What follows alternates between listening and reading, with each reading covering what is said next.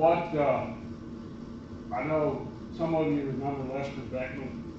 He demonstrated down here. He made a set of dividers one time, and that's what I'm going to do today. And this set's going to be a little different than what Lester did. I was going to Maryland to demonstrate up there, and I stopped at Stanton, Virginia. And if you ever get to Stanton, Virginia, there's a hardware store downtown Stanton that I'm sure the guy is dead now, but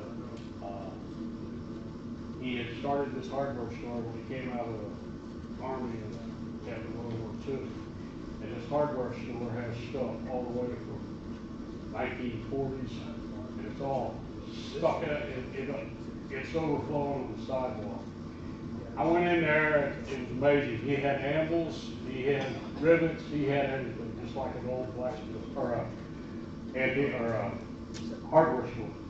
While I was going through there, I found this little pair of dividers.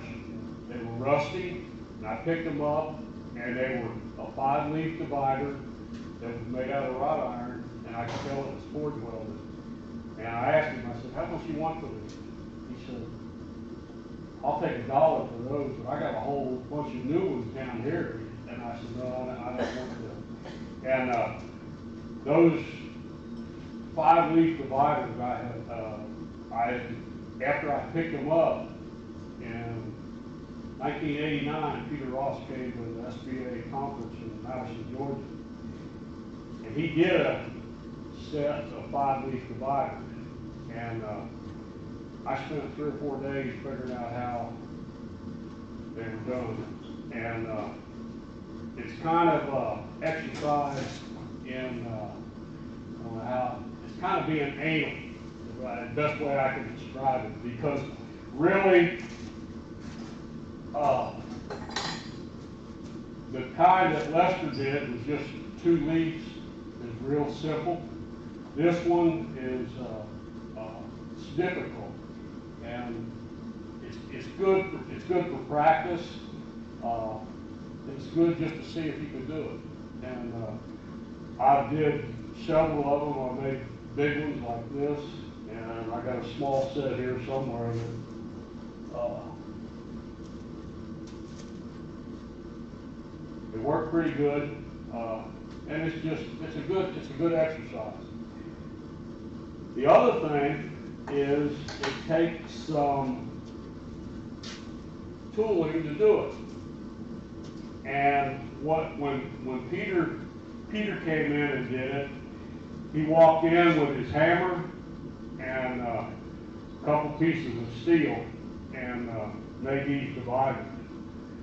So what I thought I'd do is not only will we make the dividers, but I'll start out with making the tooling so you can see what you need to make the dividers.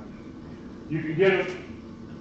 I thought of something coming down here that I'm going to try, and that's probably one of the first rules in demonstrating. Don't try something new in front of a crowd. And but what you've got to do is you've got to make these the first leaf with the 3 in here, and you've got to have something to spread that out.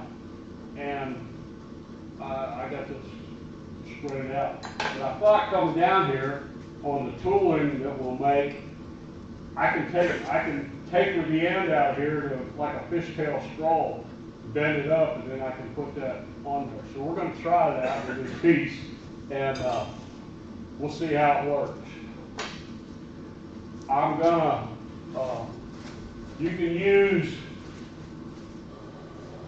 anything to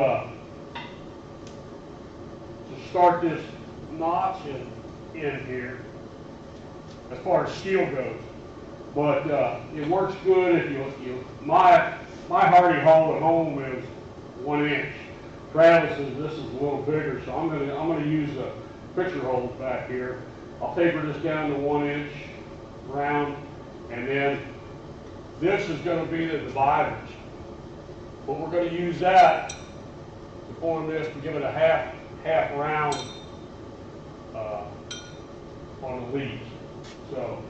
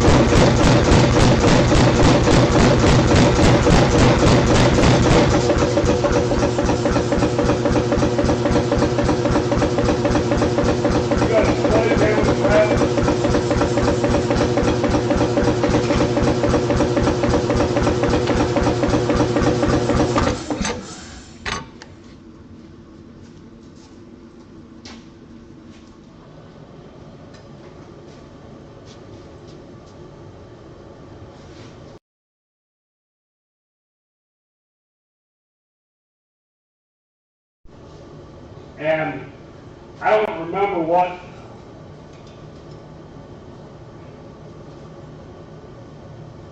size stock he had, but when he was making this hardy, he heated it up, he put it in the anvil, and he drove it down in that friction hole, or in the hardy hole, to fit the hardy hole. And it just amazed me that this anvil just didn't fly apart when he hit it. He had a big chunk of steel. And that always stuck in my head. And this is going to be on a little smaller scale, but just, I'm going to upset it into there. It'll fit good, then I'll bend it over. And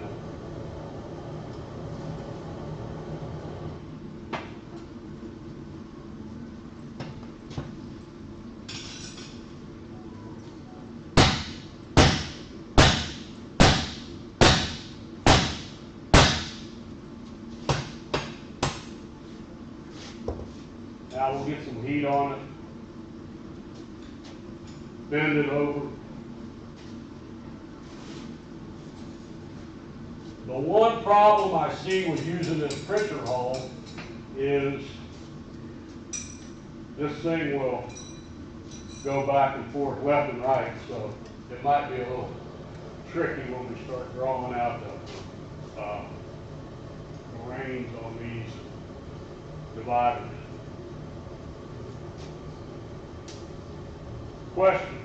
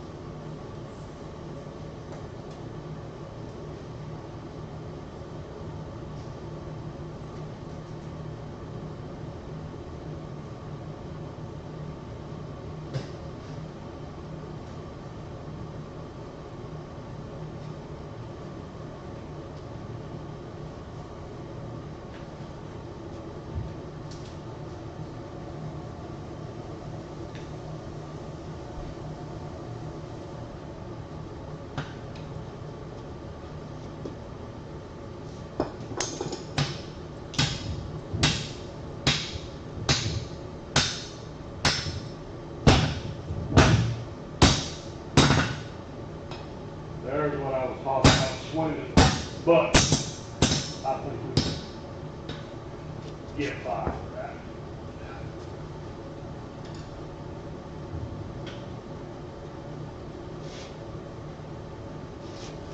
Now, I'm going to taper this in, bend it up to the fishtail, and then we'll do some more.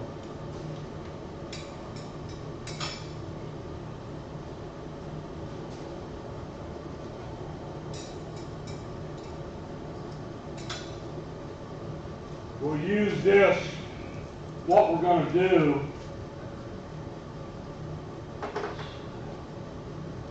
we're going to form these leaves first, and then we'll insert the middle one,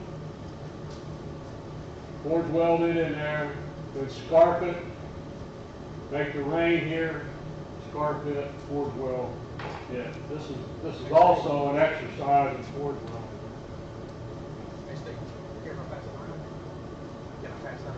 Yeah, go ahead. The only thing that is kind of that I'm not satisfied with is you got to make a little washer to go over these and rivet it together. And I've been thinking what I need is a finishing die, top and bottom die. You can insert this in and form a good round end on the divider.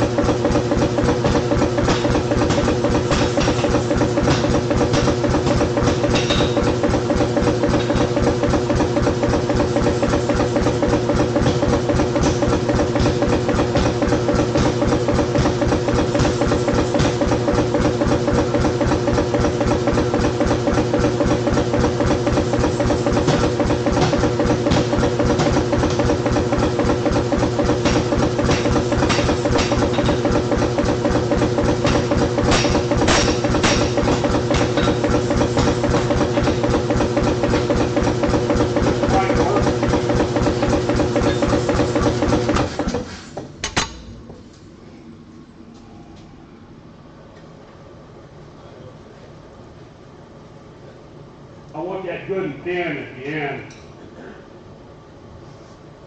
What I used before in the shop, and I'll probably use it here, is the cutoff party.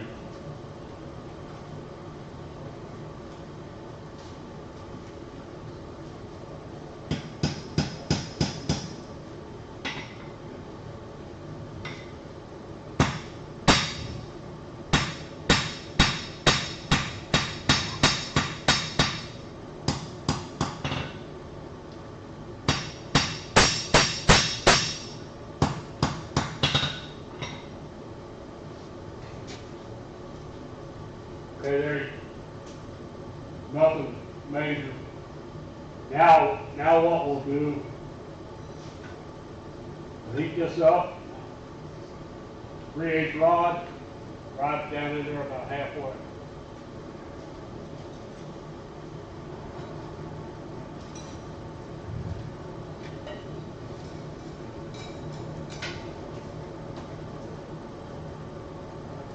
This is just kind of an exercise to show you what you can just take your scrap metal, make some tools out of it.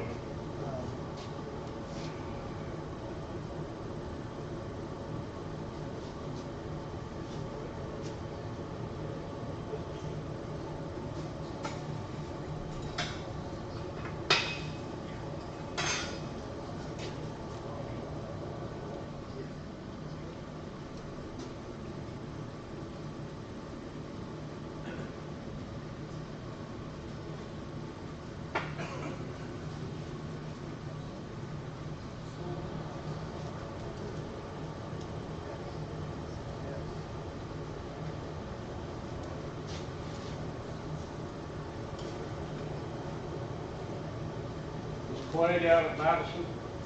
Yes. Well, most of that. I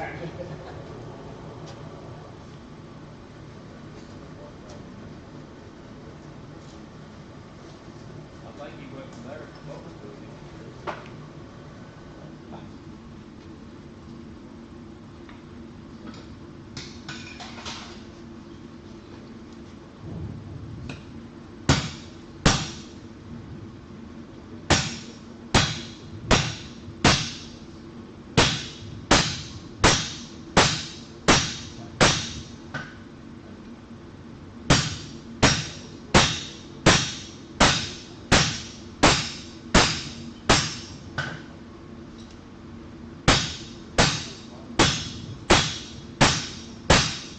Kind of a lead in on the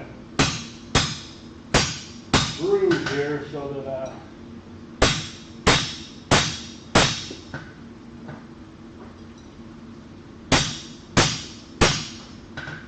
don't get too many lines there. Okay, that's good. I got a little heat here. If I can find my,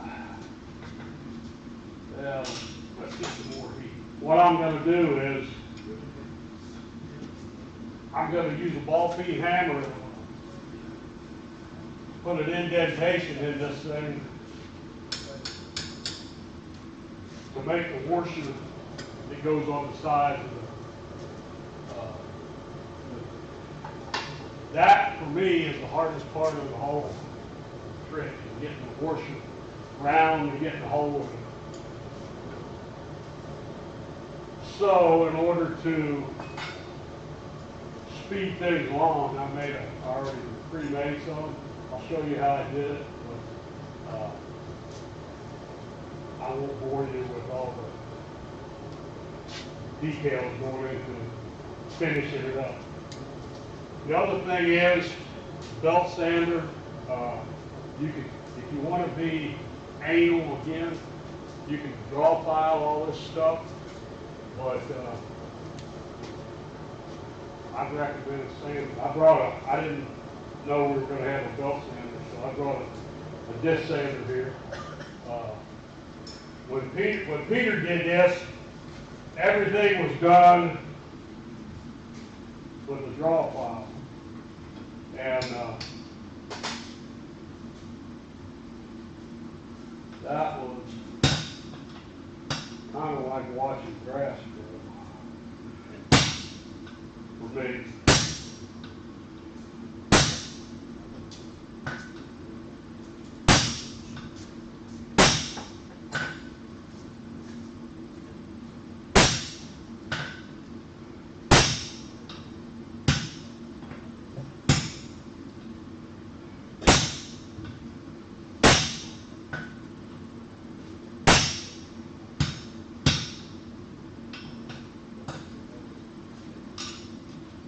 You want a striker? Nah, I'm good. I'm about done.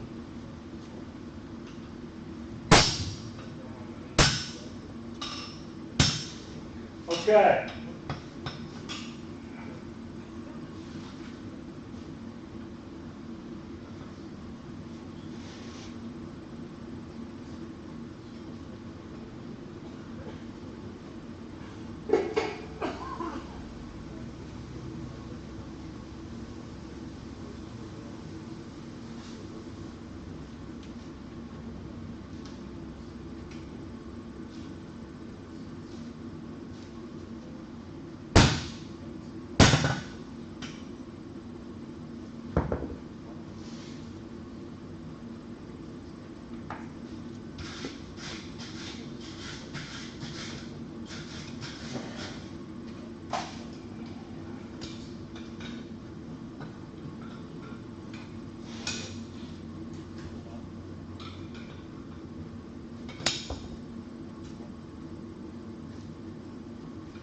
I think that'll work.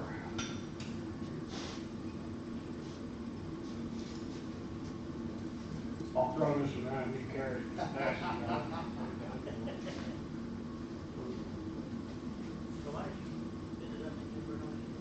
What this is for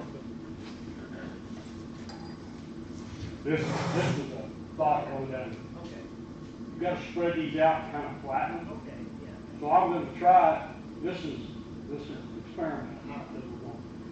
I'm just gonna do that instead of having another tool. Usually I do it on the hardy cut off, Okay. but I thought I'm gonna try this and see how it works. All right. That is for that. This, if you'll notice, this has got a flat on it. That's what that's for. And this is for the washer that goes on the outside.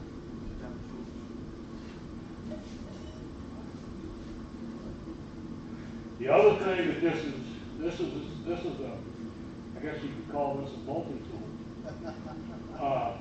I'm gonna, and you'll see, I'll use this 1-inch piece kind of as for forming the shoulder. And you'll see, it'll be kind of evident when I do it. Now I'm gonna go ahead and quench this thing.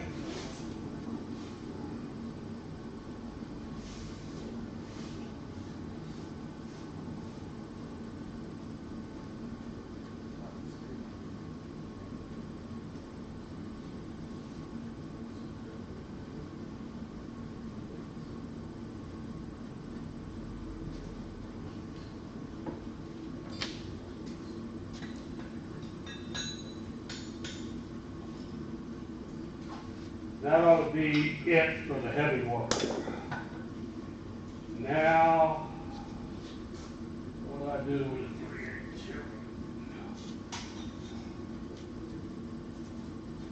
What I'm going to do is I'm going to draw this out flat, about a 1/2 inch wide and about an 1/8 inch thick. And I'll probably draw it out about 3 or 4 inches. Flatten it out, and then we'll form 2 buttons on each end of it. Split it in the middle, fold it up, insert a piece for the third leaf.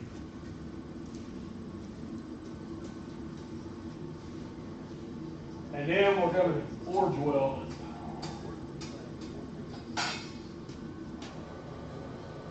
And the thing, and I'll go over that again. Usually what happens, at least if,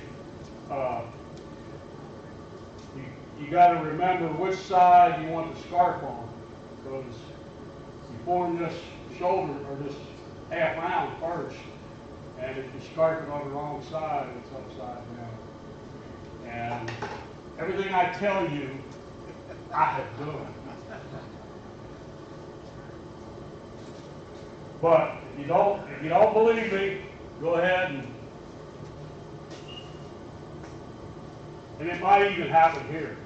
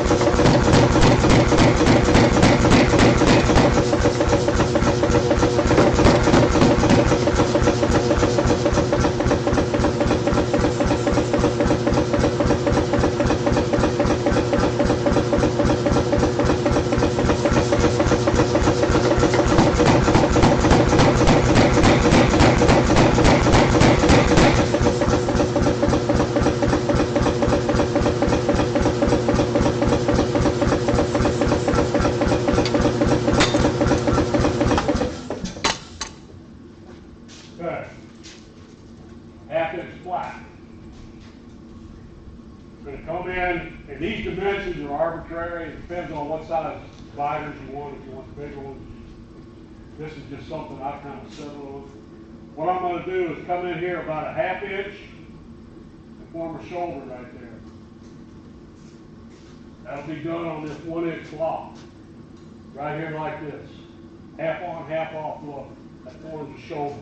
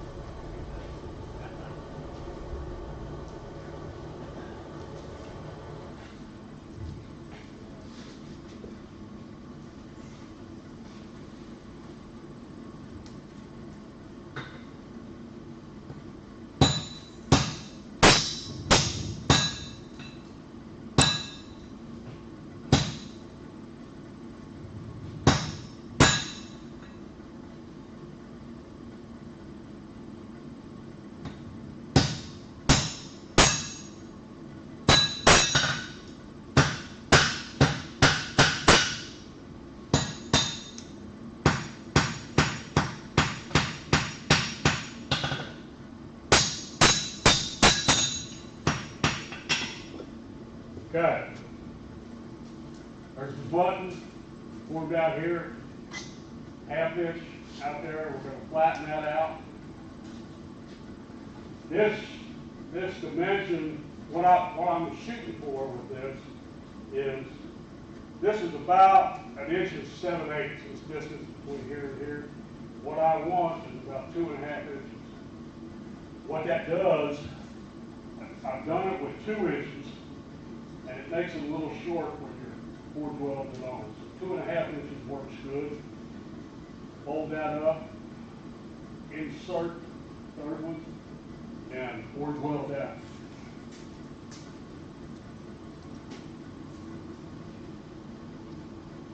I'll go ahead and get that 2.5 dimension, then we'll start flattening those out. And this is where belt sander, usually what I do is I'll flatten them out. I try to get them as close, as symmetrical as I can. But then when I fold them up, put the third one in, I sand them all with a sander so that they're relatively symmetrical. And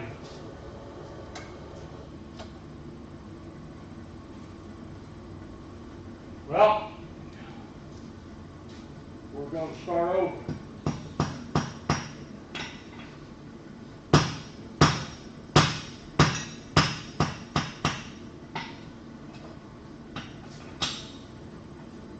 My fire tender wasn't paying attention.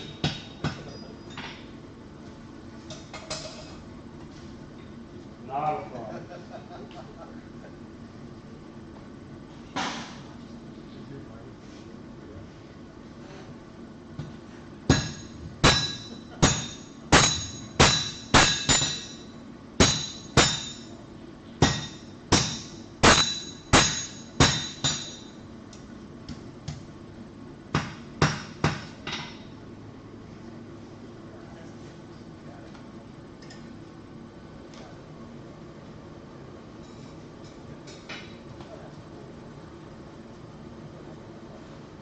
Better to burn it up right now than it is when you're forge welding it together.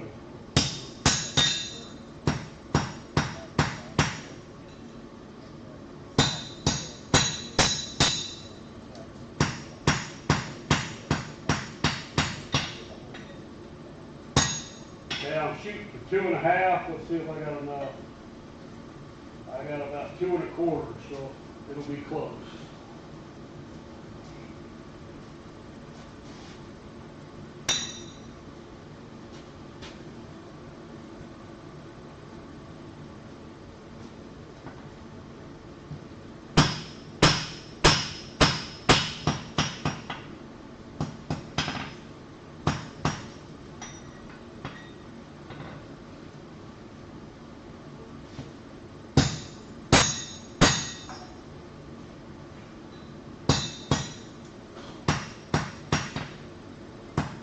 The other thing that's kind of tedious about these, you're going to be dealing with little pieces.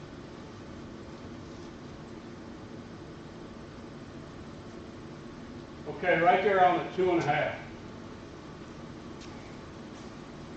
thickness, I'll cut this off at 1/2 inch. We're going to form these buttons.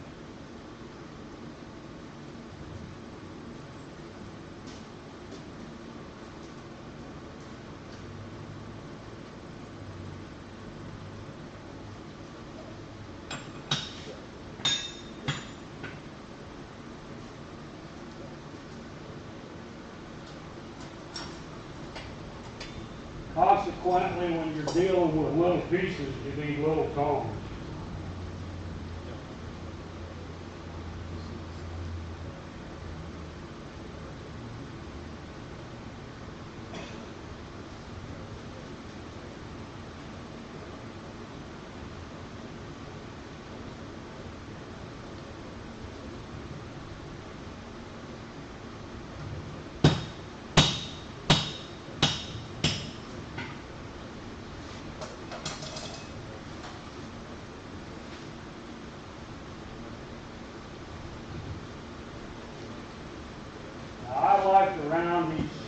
corners up before I start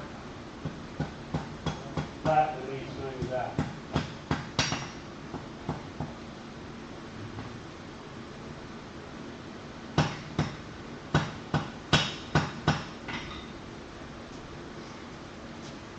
There's what we got. We'll just start flattening them out. The other thing you have with these small pieces is losing them in the fire.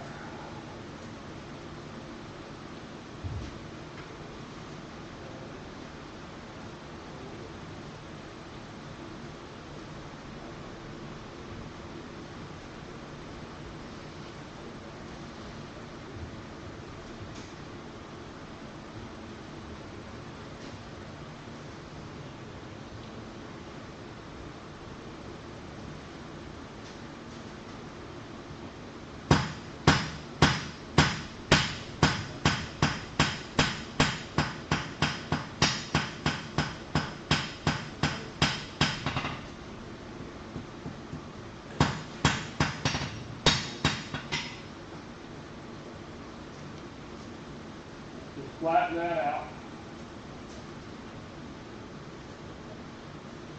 Do the same on the other end. Hey, Steve, check on the handle, let's look at it. Got it?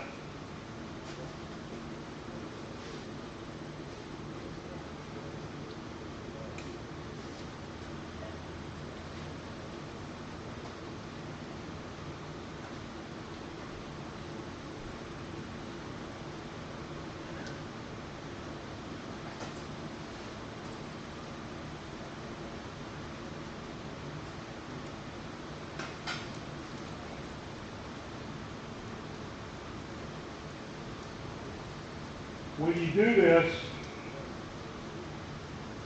you probably couldn't see it the way I showed it, but after I do this one, I'll show you what I'm talking about. You'll have you want the shoulders on the same on both of these.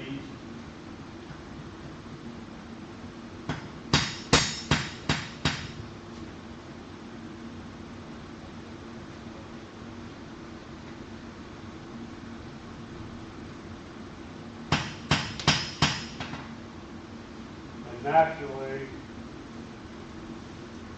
I want off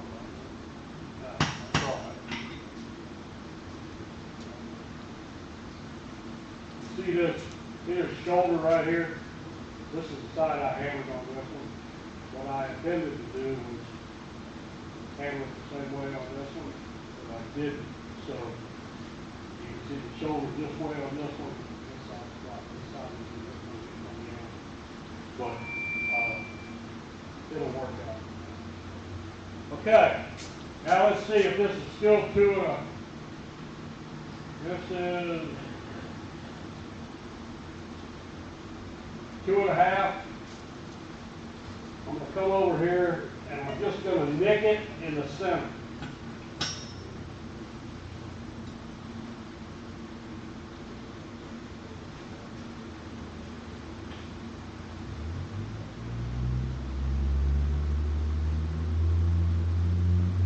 So,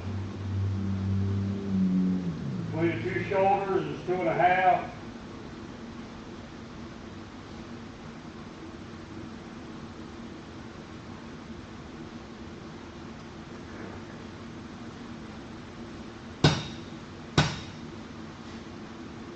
Don't want to go all the way through.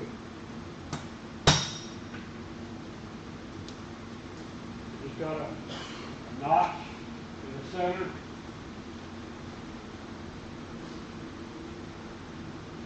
I'm going to heat that up and bend it in.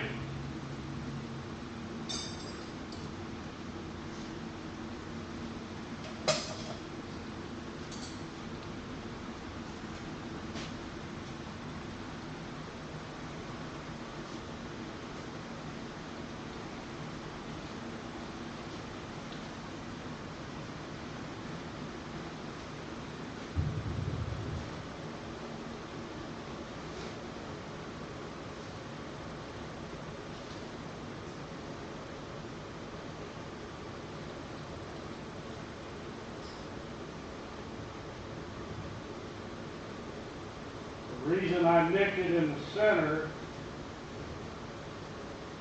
so it would bend right there where I want it. Bend it about like that. Okay, and just set it off to the side. Grab your stock. If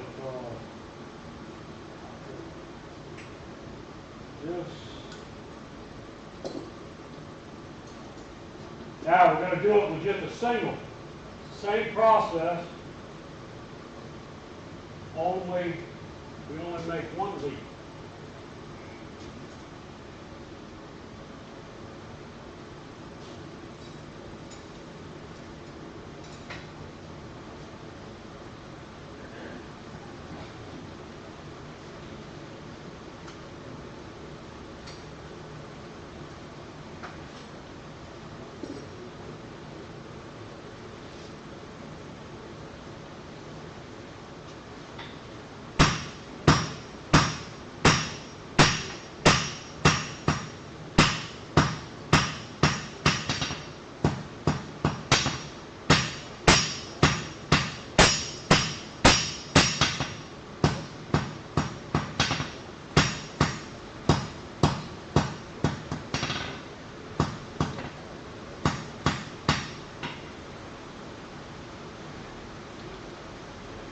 Half-inch wide, same thing.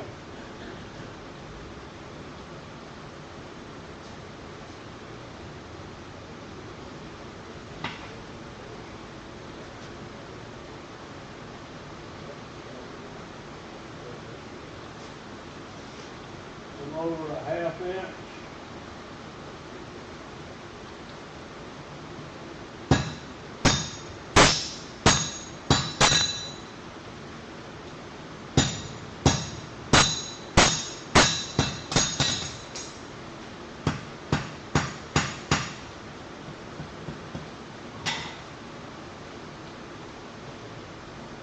What I'm going to do is cut this about 1 1/4 inches, taper it down, slide it in there, close them up, and forge them.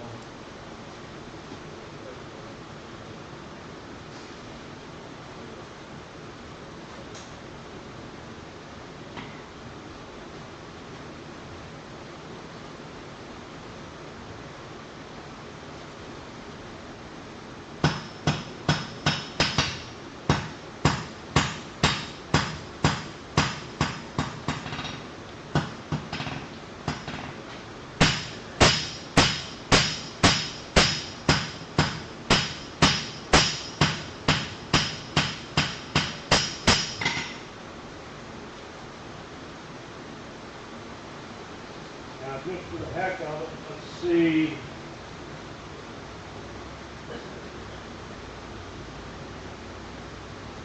These are pretty close. This will go in here like this.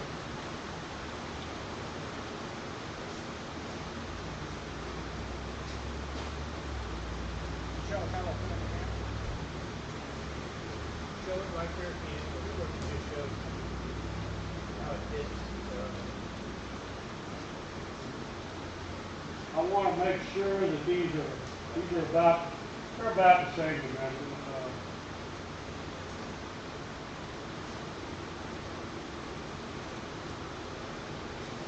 Generally, what I do when I'm working on these is I'll make the 3-leaf first, do all the forge welding, and then make the second one. Could be argued that do all the forge welding at the same time. Okay, I'm going for about 1 1/4 inches to the shoulder. I'll hold it back a little bit so I can taper it.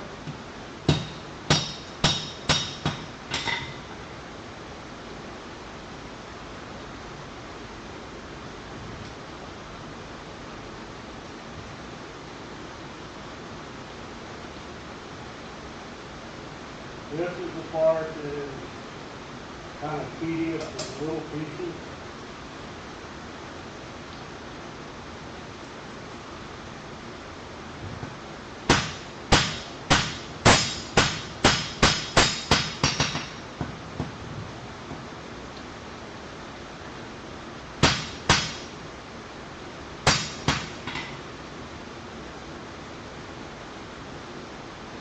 The other good thing to remember is you want to forge weld it in the right way.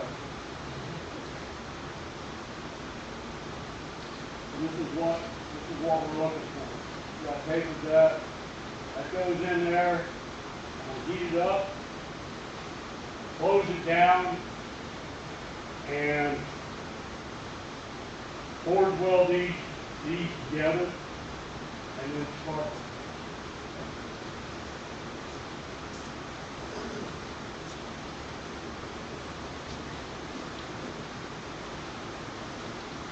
I'm going to heat this one up, close it down on that.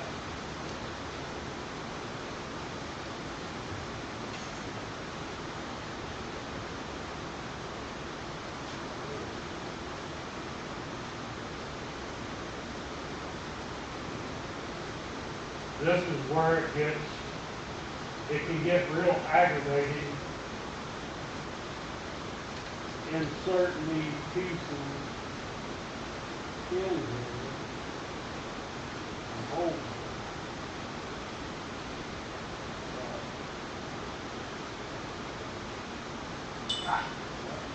Like I said, you can see how it gets aggravating.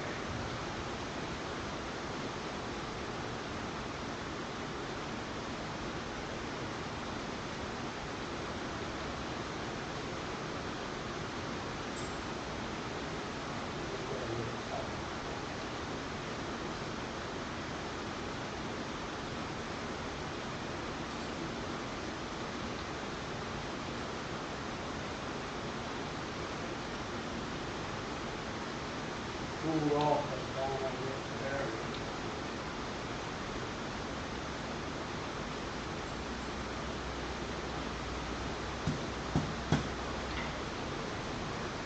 Okay. There we got squeezed in there. What I really like to have is flux down in there,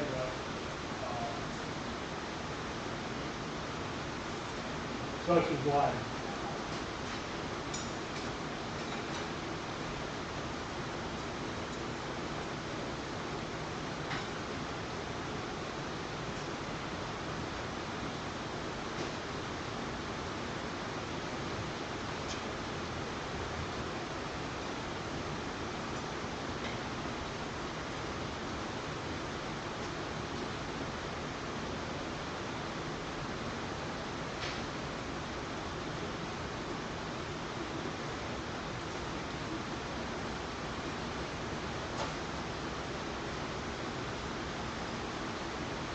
With the coal I've got in my shop,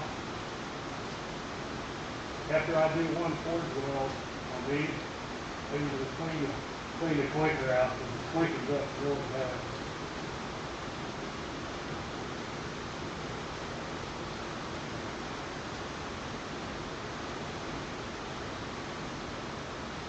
What kind of flux is you? What? What kind of flux? Easy weld.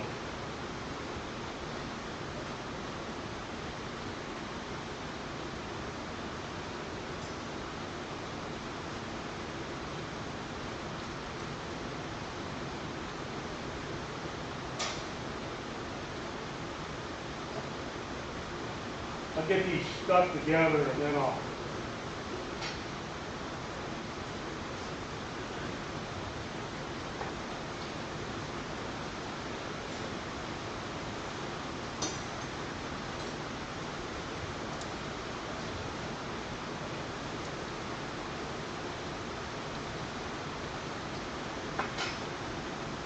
This one is not as critical as the next one as far as the forge weld.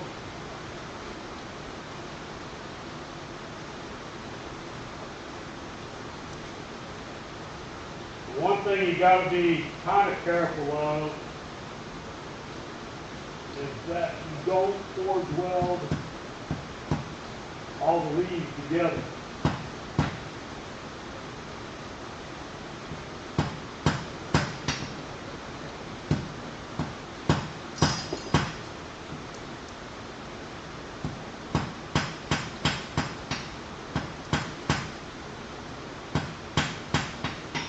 I'm gonna take an instrument.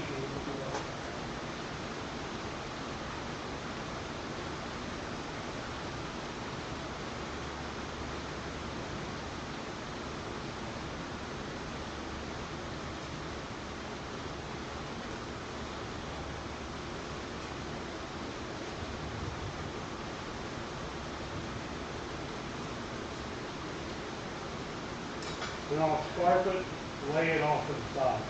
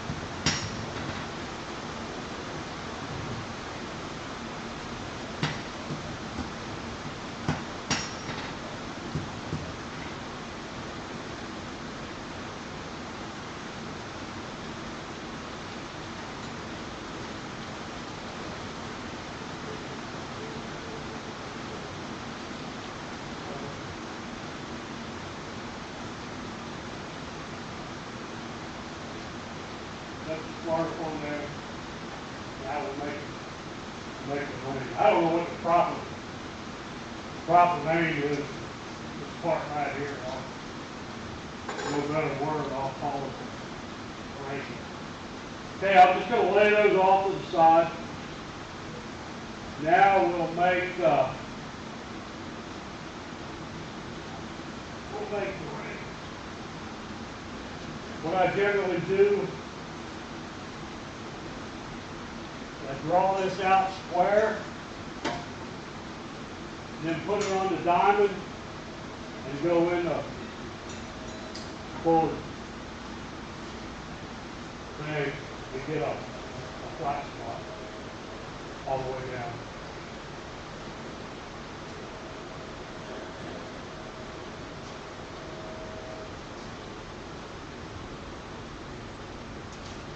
Question.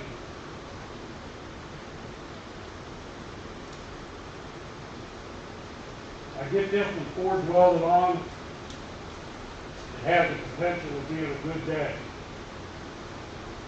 The one thing I've learned about this one is it doesn't stick the first time. Just tap it. You'll be able to tell if it's going to stick. Don't beat the tar out of it. And some of these, in fact, the last one I did, took me 3 tries to get it to stick, and I wasn't getting it hot enough.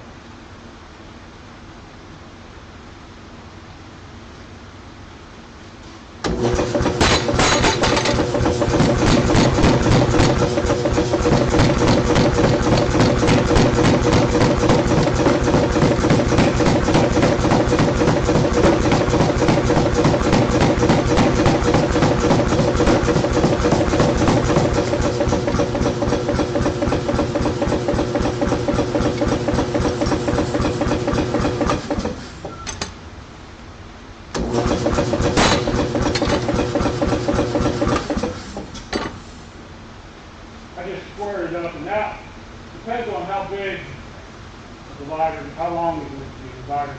I just square that up. Now what I'll do is that groove that I put in that 1-inch bar, I'll lay it in there on the diamond like that.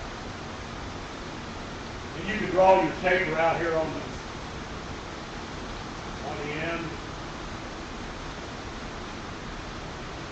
Generally what I do is I'll get them 2 fairly similar, and you can always cut them off before you after.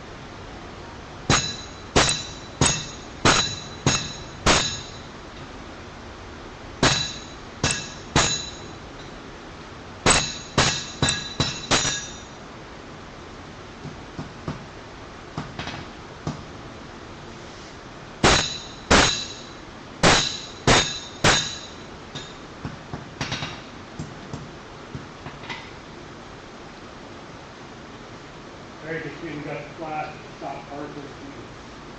Work a little more, half round on that side. I'll draw the point, I'll go ahead and draw this point out. And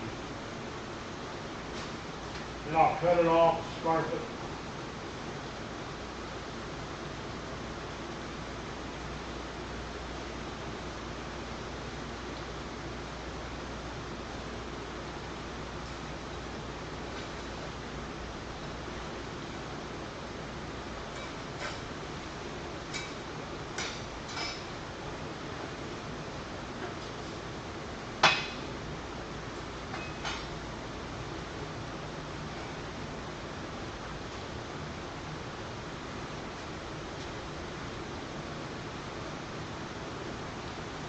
Good thing about using the trigger roll here is I can swing this thing out of the way. The bad thing is it wants to jump around.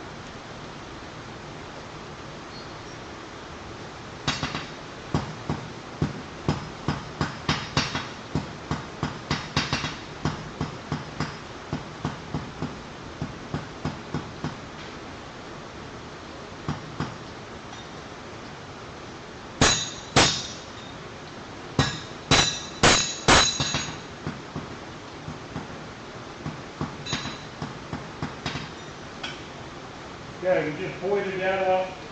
I'm going to cut it off back here now. I'm going to hedge my bed a little bit. I'm going to cut it back here where it's kind of rounded. I got more meat back there because I want some more meat for the forward bed.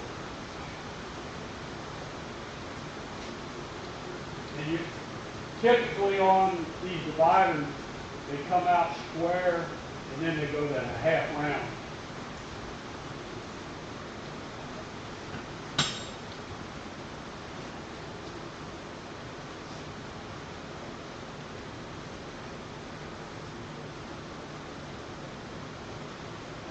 You got any more 3/8? No, I got enough. No problem.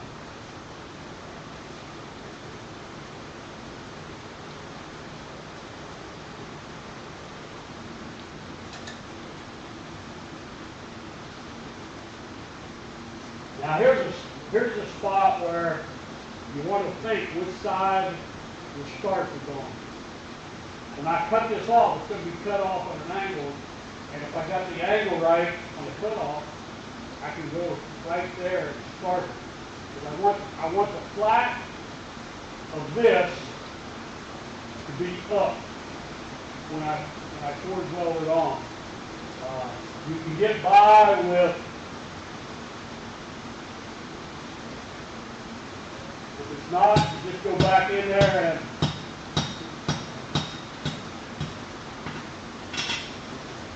rework it in the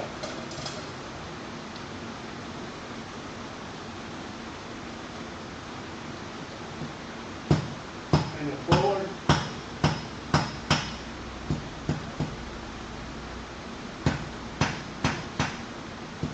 But if you do this enough, you're going to mess up, I guarantee it.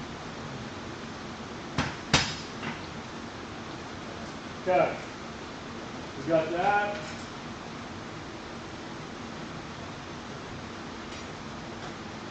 We got this. Let's see if we did it right.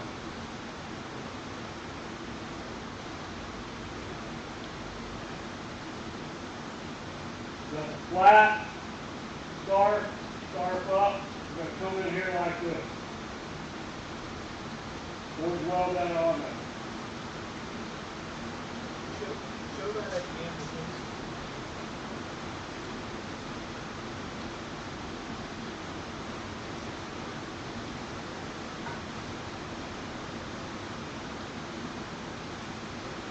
Okay, now this piece is relatively hot. I'm going to get this piece warmed up.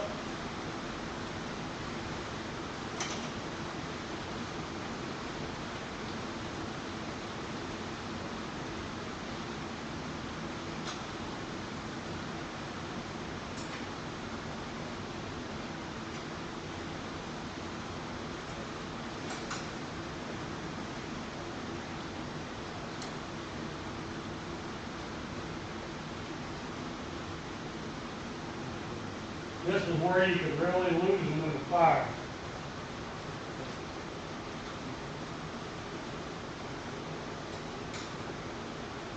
I like to get a little heat in them before I dip them in the easy wheel. You get it too hot, I don't think it sticks as good. Generally what I'll do is I'll get them stuck, then I'll go back in and do a insurance wheel.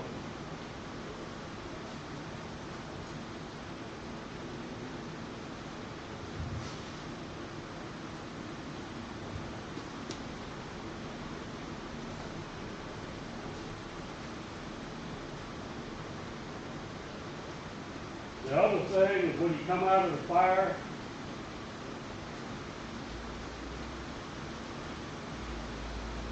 I have forged welded these upside down.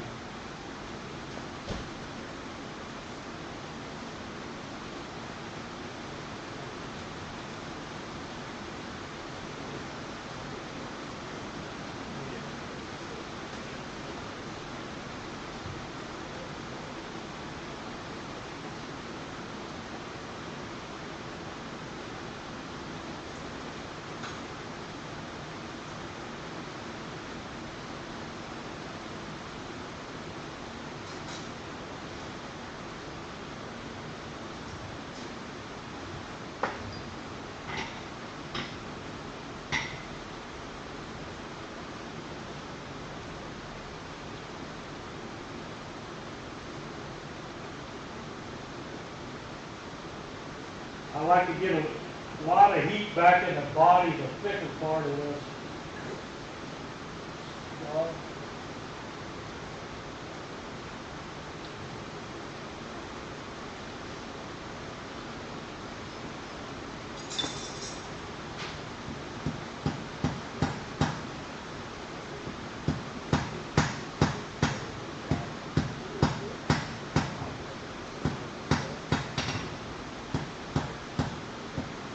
You'll notice I'm giving light blows.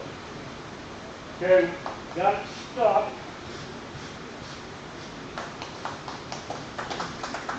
Don't clap yet, we ain't done.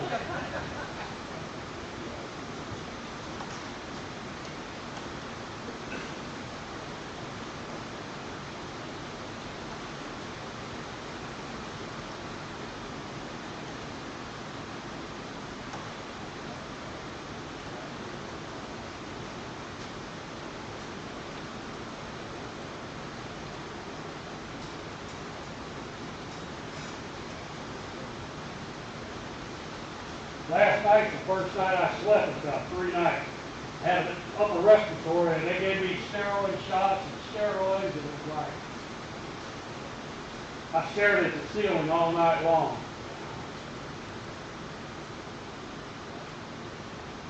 And I overslept this morning. I set the alarm, and here it was on 6:30 p.m. instead of.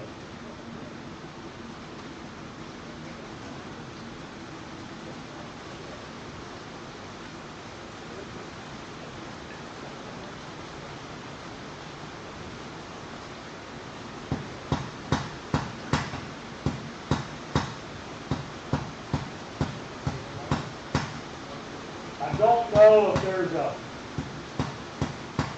proper way of hurting these sparks one way or another so that they're not stressed as much. I know sometimes you want to do it on the side, but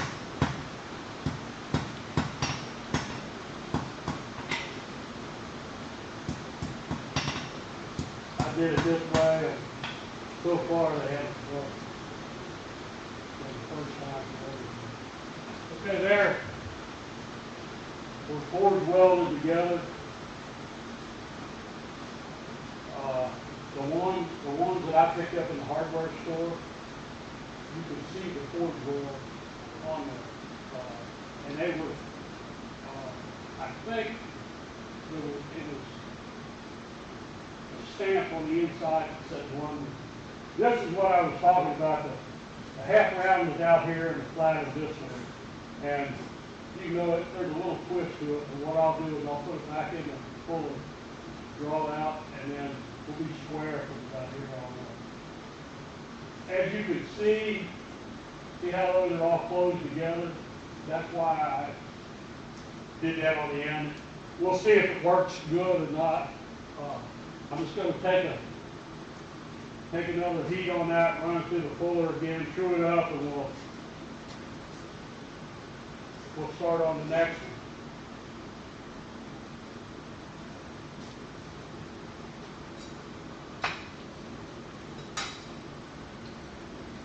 This is just a good, as far as I'm concerned, it's a good exercise.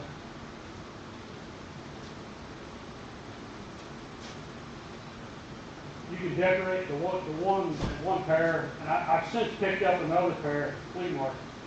But they decorated it, they filed them, and did a lot of decorative work in them. I'm not going to go through all that today.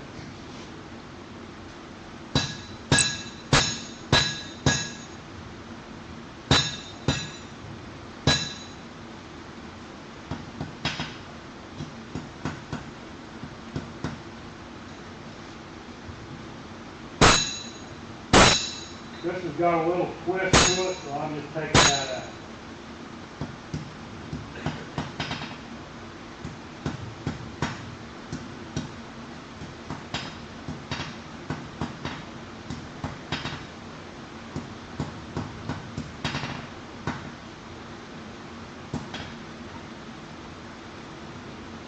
Okay. I'm going to open those leaves up.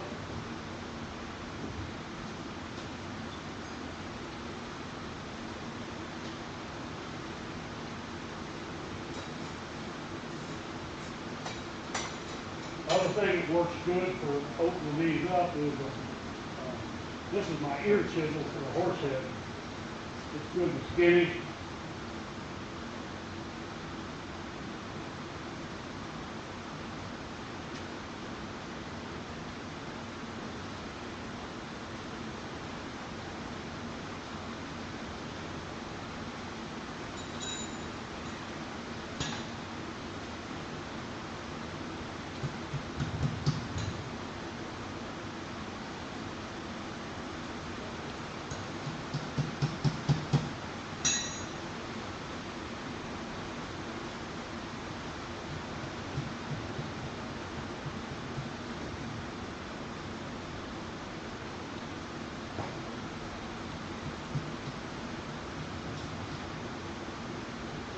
Okay. I don't know that was worth the trouble, but worth it. There we got it opened up. We just leave it like that. As you can see, this one looks like it needs to be kicked down a little bit. I might do that while I got it. And from this point on, we can chew it up a little bit on the sander. We'll make the other one, put them together. And when I first started doing these, I drilled them in the drill press to put the ribbon in. Then I started punching it, and we'll punch this and see what happens. It's kind of tricky, because you did all this work on this thing, and if you punch it and screw it up, it's like I make those box straw pliers, and you,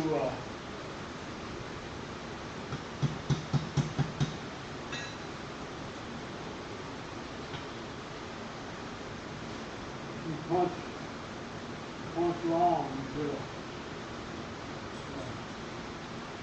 Now that middle one, you can't really get in there. You want it fairly straight. You just got to kind of tweak that. But there's what the one we'll lay it down and start on the neck.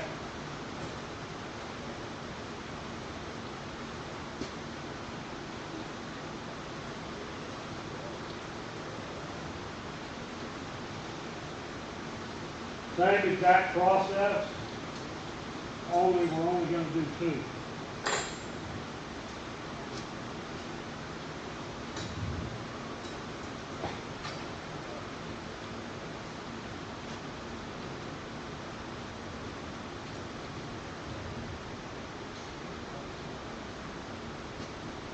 All this stuff we did here, we get these done, that and all that, and put that in our house.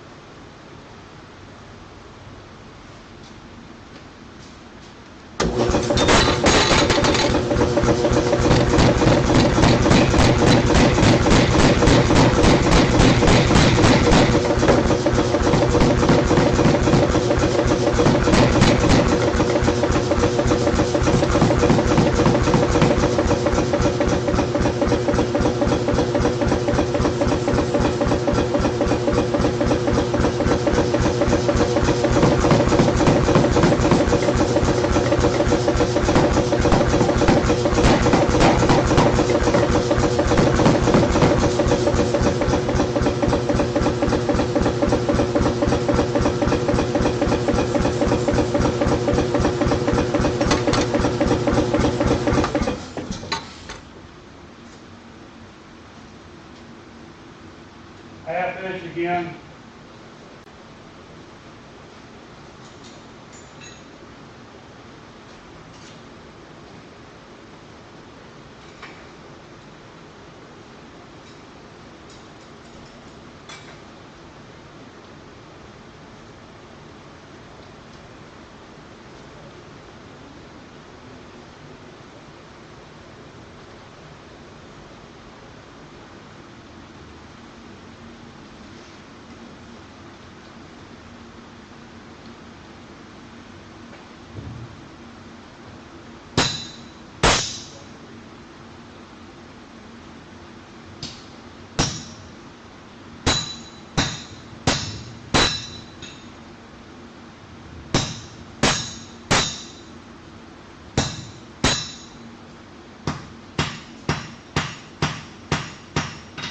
Did you watch Harry Sheridan for the threads on that? What was his process? Did he have a diet? I have an article coming up, I'll be in the next book, I got my script. Good.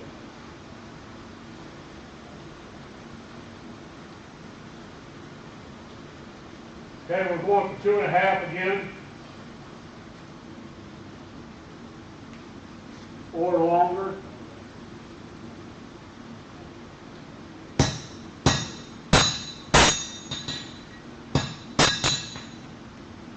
one of the cases where more is better.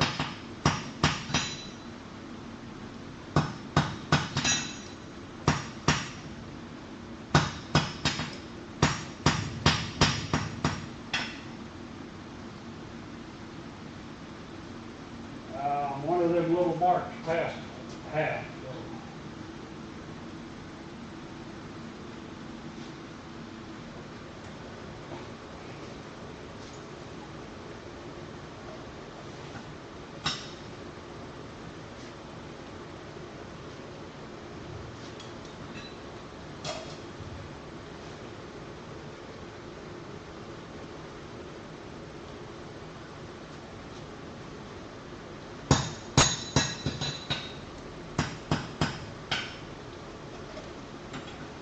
Okay, we'll come in here at a half again. The shoulder.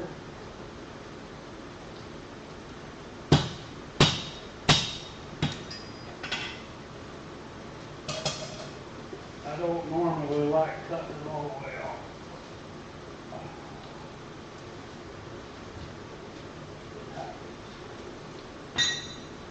Square up those corners to help make it round.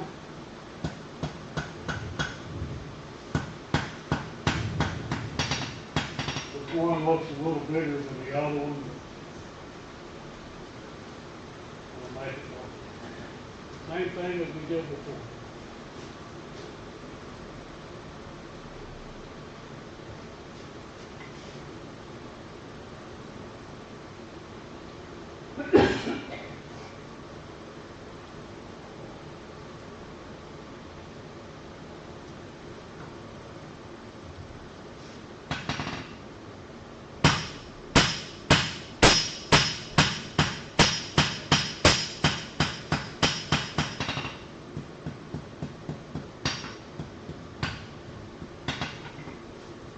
Same thing.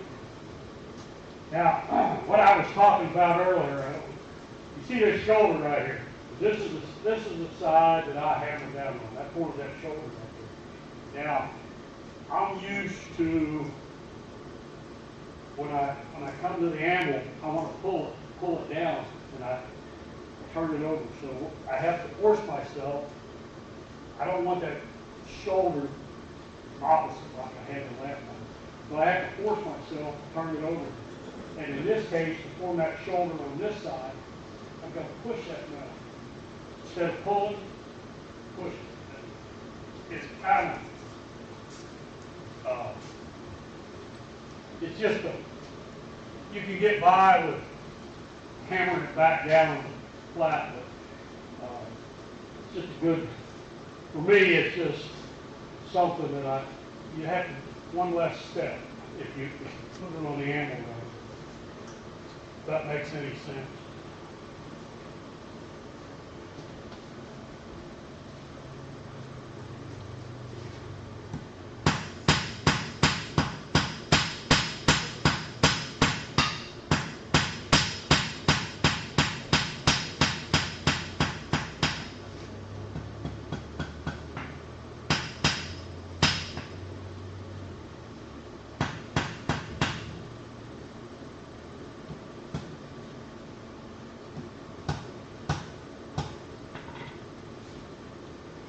Now here,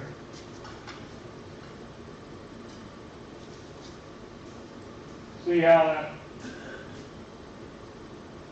takes up that way, it's flat on the bottom. That's what I was talking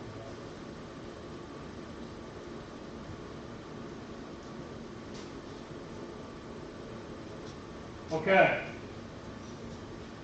Going to nick it in the center.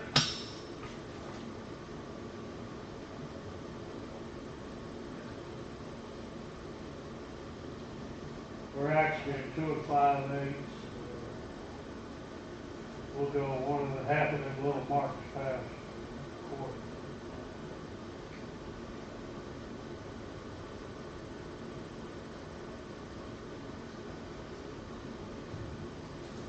One of my pet peeves, you get kids coming out of high school and you hand them the tape measure. They can't They can't read a tape measure.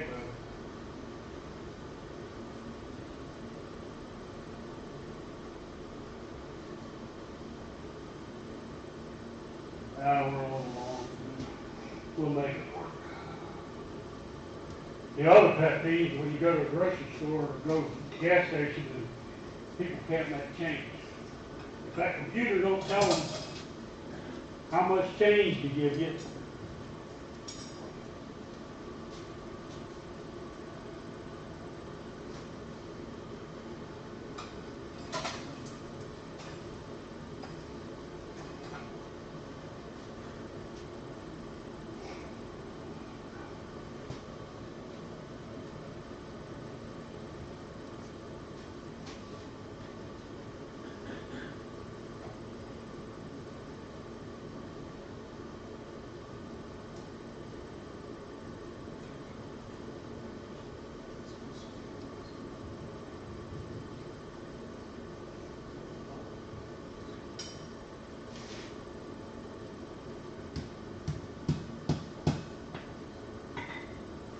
okay. Got it folded over. I'm gonna leave it open because I want to get a little flux in there.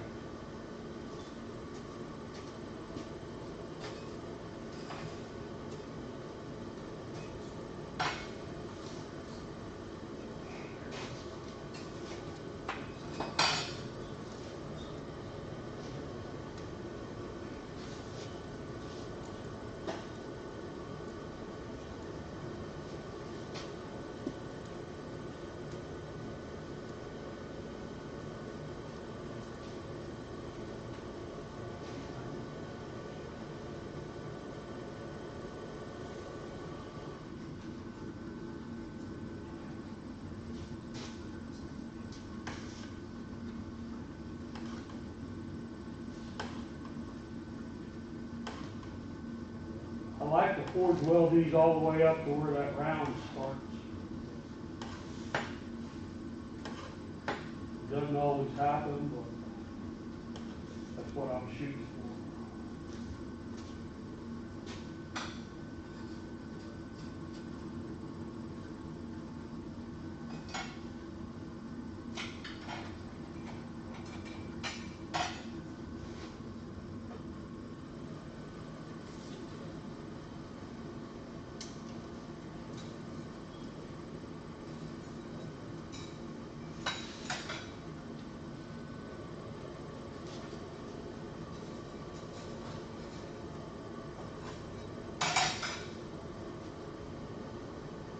This is where it's real easy to lose.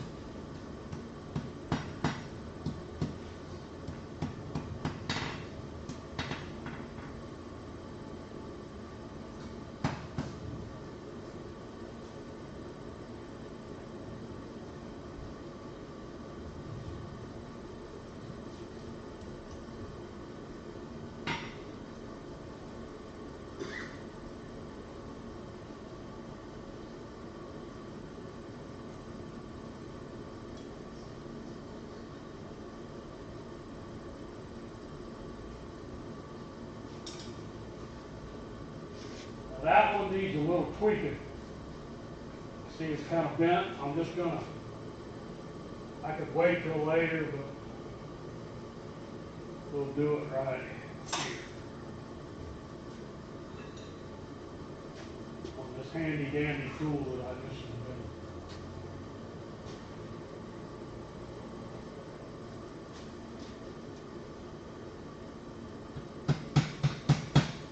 Usually these kind of ideas come at 4 o'clock in the morning.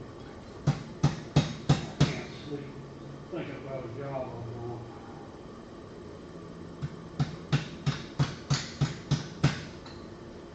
Okay, there. Trued it up.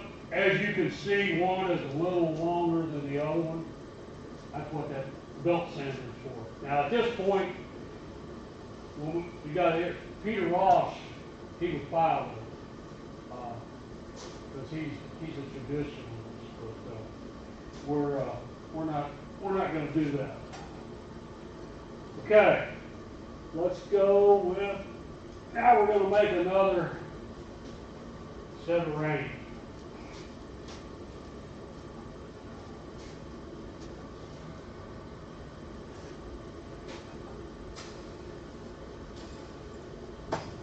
I think Clay did an article on that in the bits after that. Yeah, like I said, I was green, and when Peter came out, he impressed me.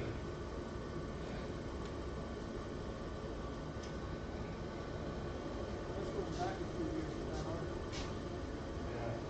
Yeah, I think it was 89. 89 is the first time I went to the Athens conference. And Peter was there. And I think Clifton Ralph was there demonstrating fire hammer. And it was impressive.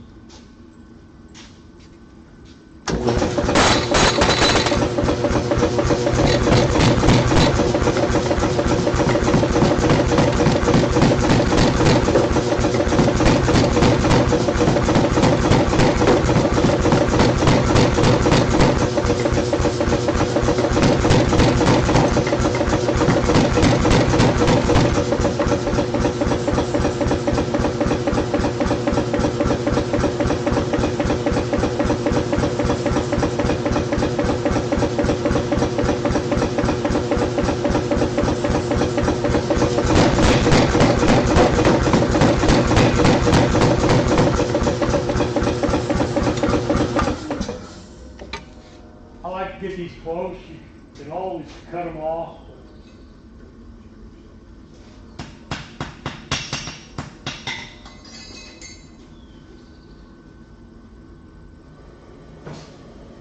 In which case, we will probably cut this one off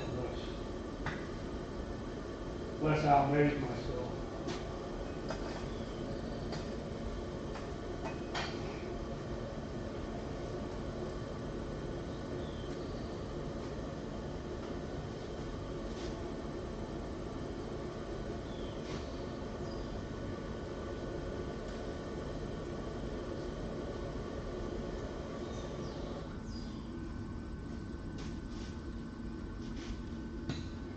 On the diamond,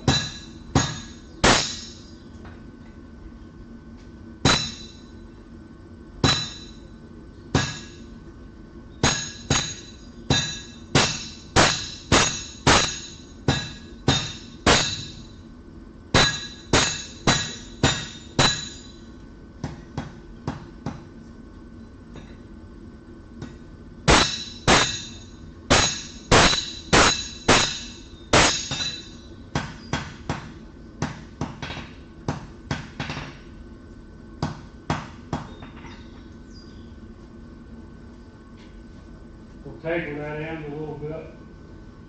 I'll probably make these a little longer. I think it needs to be. These are about 7.5 on this one.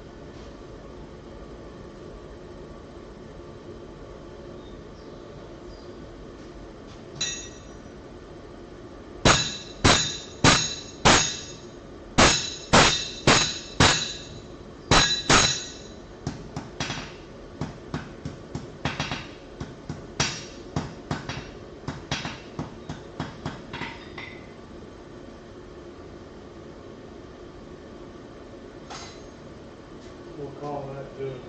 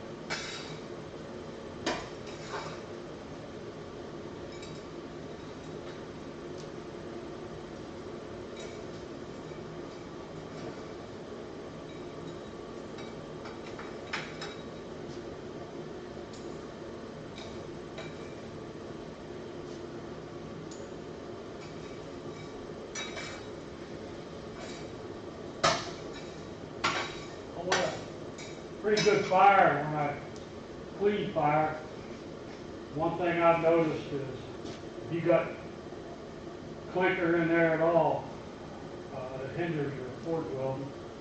And if I got all you folks sitting here,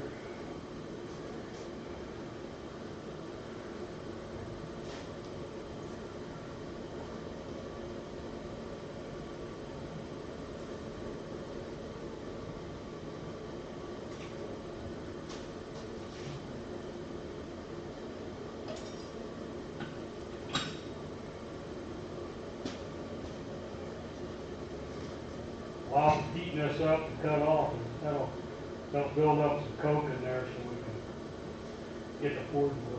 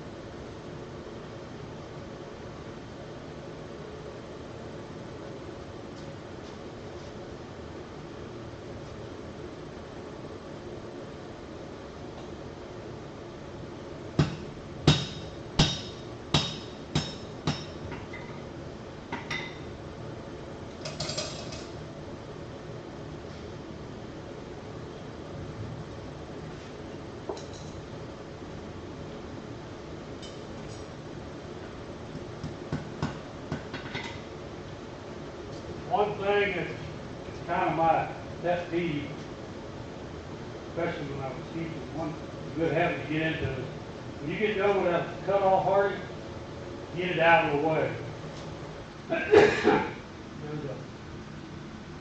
You get carried away, end up cutting the finger off. Never seen it happen. I hope I never do. But it's just something to think about.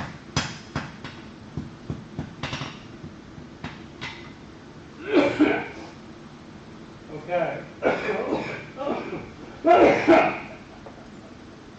Smoke another cigarette. We got the scarf right again, which is kind of amazing. But still, this one's still hot. What I like to do when I'm forward welding is I like to turn my scarves up in the fire so that the tips don't burn up. And then right before I come out, turn them over and get them a little hot. That's not always done, but that's what I like. Now this one is hot already, so I gotta let that other one with the leaves catch up, and then I'll get some flux, and we'll do another forward weld.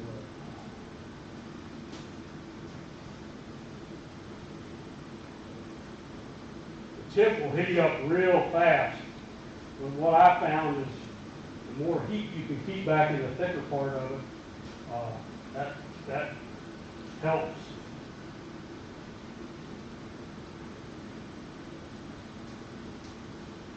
Now this is about the color.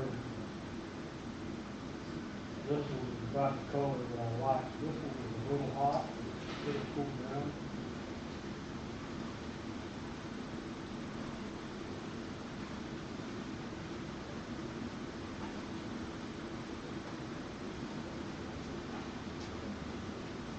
There we go.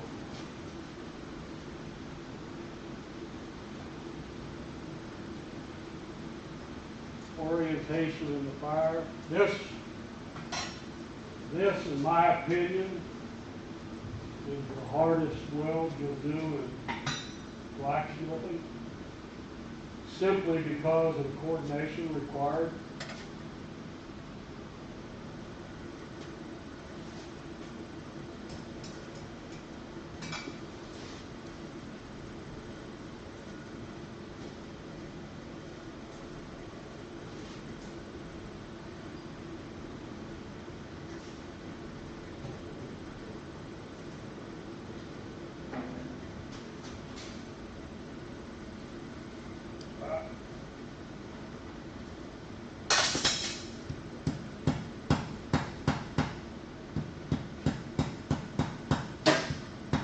When I first came out of the fire, I had it upside down.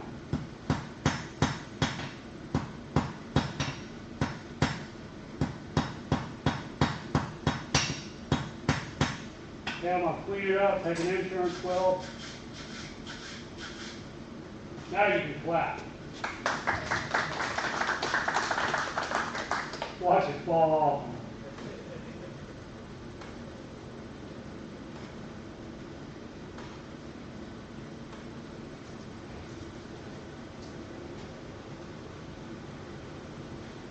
This is probably not necessary, but I'd hate to put them together, and when you put that rivet in there, you got to work them and stuff. You stress that, and so it's better to be sure. And I have sometimes, if you don't get it just right, you'll see what I call a chicken neck in the weld. And I have mixed up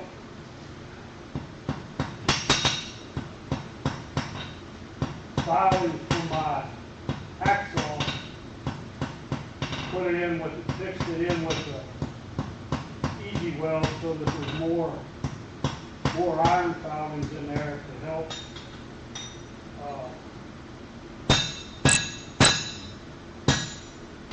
fill up that chicken neck.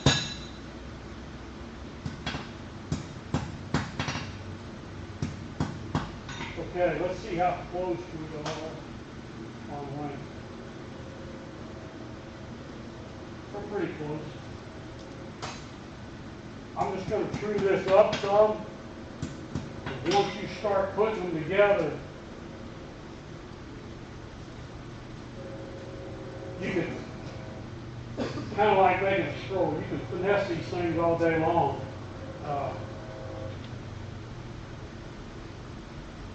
At some point you gotta stop. You could do some Ernie stuff on them all you want.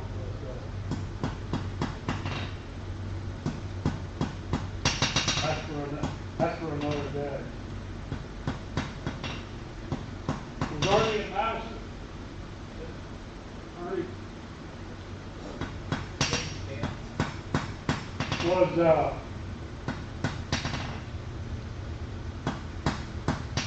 who am I trying to think? Richie's running, but Yeah. John was there.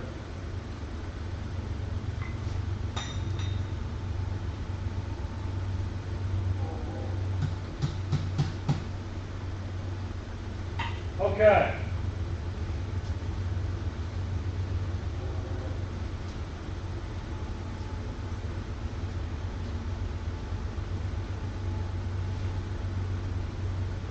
This one could stand to be a little longer. I might make it longer. And then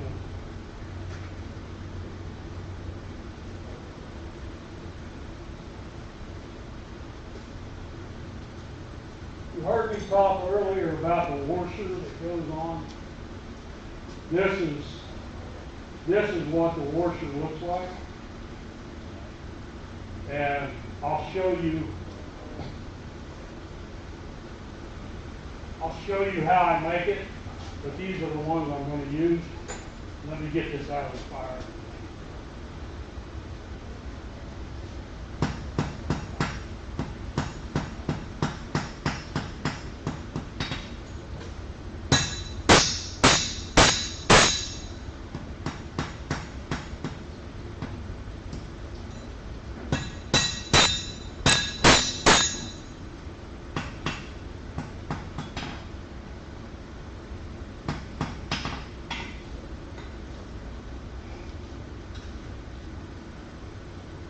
What this, and you probably don't even have to do this, but what this does is this will go over that, with the ribbon to it, and one on both sides. And this is kind of a pain in the butt. That's why this is already pre-done. I'll just break that off, put the ribbon in there. But I'll show you how I do it.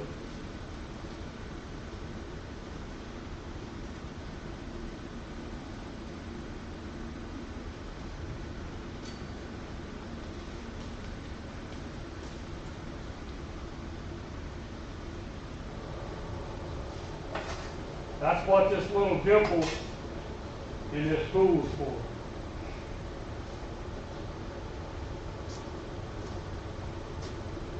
I tried this a couple of ways. I tried just driving it down in there, making a solid washer. That is a little, I don't like that. That's why I came up with this. What I'll do is I'll flatten this out, take a ball peen hammer and hammer it down in there and give it that cup shape. I think it works a little better. Plus, if you're going to drill it, soft or solid is all right, but if it's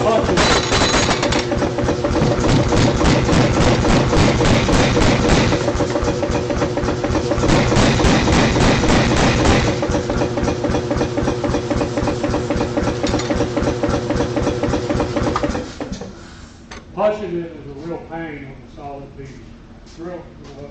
It's kind of like you could do it.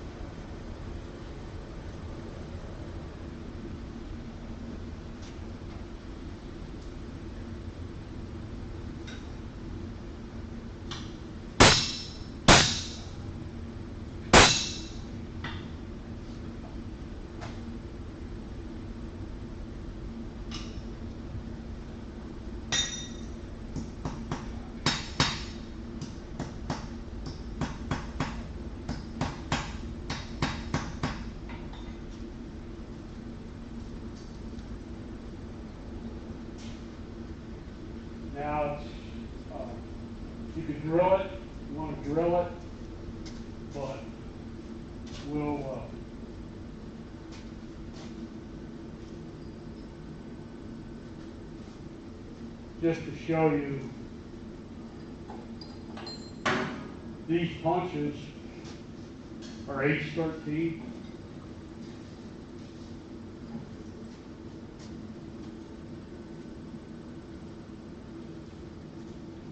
It's easier to punch before you cut it off than it is after you cut it off.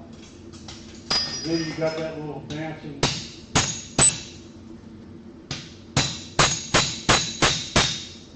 piece. Now, there's a trick to punching.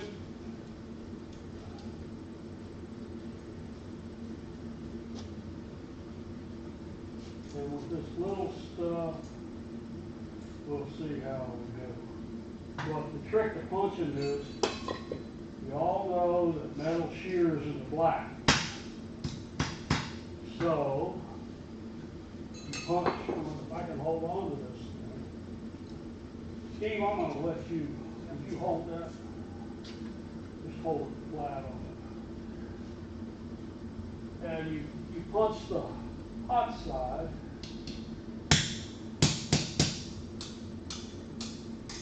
And then, since metal shears in the black, you're using that to your advantage. You punch from one side or the other, while it's hot, at a point. And then you see a little cool spot on the other side. You wait till it cools, flip it over, and it shears out just like that. If you do it both sides hot, what it tends to do, it stretches. So you're using, and it's a good trick. I've had people that were helping me, and we were making a bottle opener, and they held it just like Steve did, and I had them flip it, and they were waiting on me to hit it, and I'm standing there talking, and it's kind of like, what do you, and they learned something. But that's, then you can grind this down, cut it down. I usually cut them with a Tabo and then round them up. But that's how you make the, or it's how I make the washer. And if you want to check your dimension, I use an 1/8" rivet. Probably a good idea to check it before you get, we got plenty of clearance on that one. Now these, I don't know if I checked it. We got clearance on them. So that for me, this part right here is the, even though it looks easy, it's tedious because once you get down to these little pieces, it can get aggravated. Okay, let's put these things together and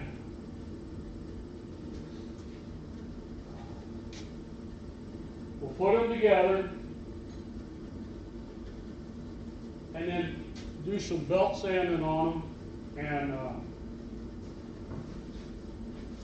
there's a little, like I said earlier, you can see the forge weld. Well, this one you could really see the forge weld in the last one. So that could be, you can use that to your advantage. That way you can say they traditionally made. It's not arc welded, so, and that's all bull. So I don't want to see a forge weld, but probably what I would, I sprinkle some more easy weld on that forge weld. It's not much. It'll probably come out if we sand it, but anyway, you can spread a little bull color done traditional. All I'm doing is heating these things up and I'm going to drive them together.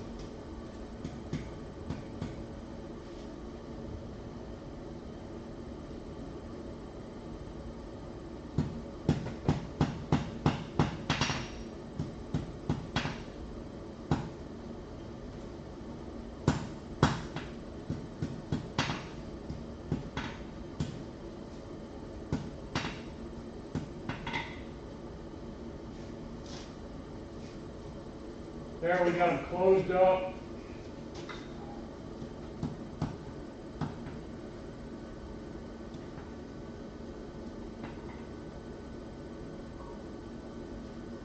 I'm going to let them cool a little bit, get them roughed in, and then we'll punch them, put that on, sand the whole thing.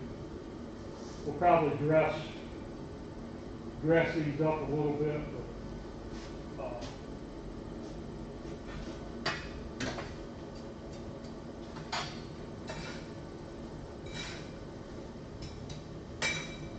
if this was a two-leaf set of dividers, we'd already be done. That's what I said in the beginning. This is kind of anal, but it's good practice. I mean, I think. But if you're in a hurry, heck, you can flatten two pieces and stick them together with a rivet. You got a set of dividers. This is just an old time deal.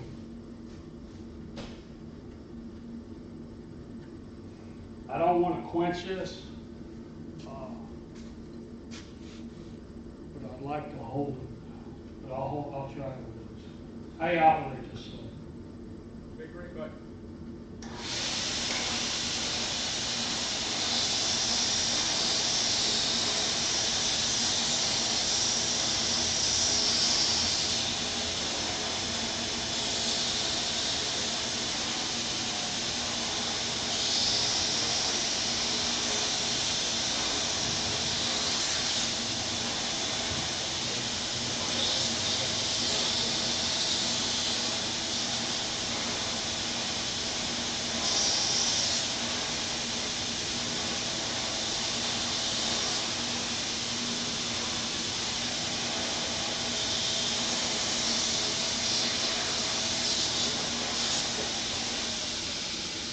And then I just dressed it up a little bit.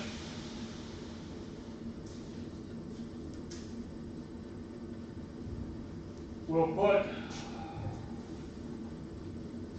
this on it.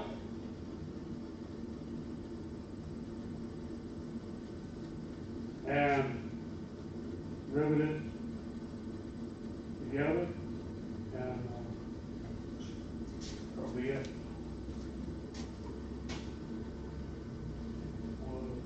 I need a volunteer.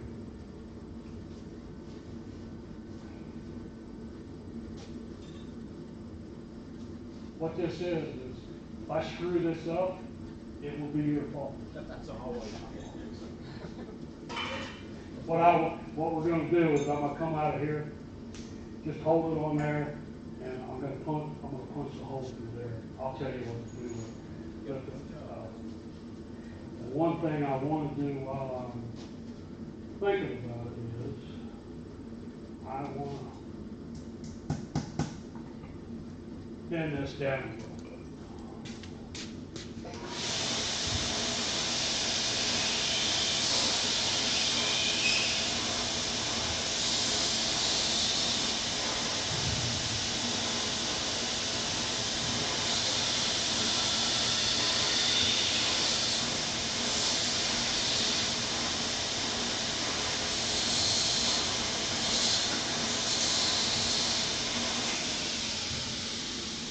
Okay. We'll lay this. I guess I might as well break this off. Probably lose it now.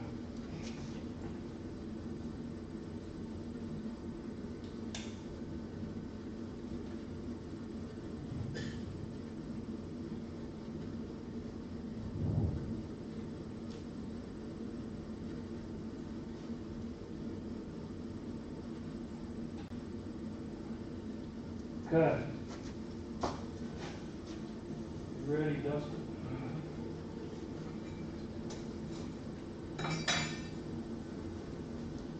On your first set, if you try this, I would recommend drilling them. Because you could really ruin a lot of work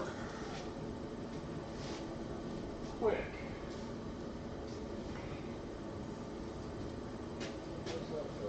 Yeah, you got one job done. probably hit this just a bit.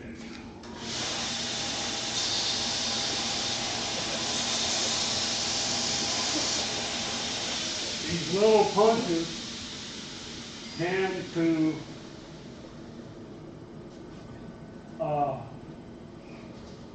mushroom out. I'll get it. I'll watch it.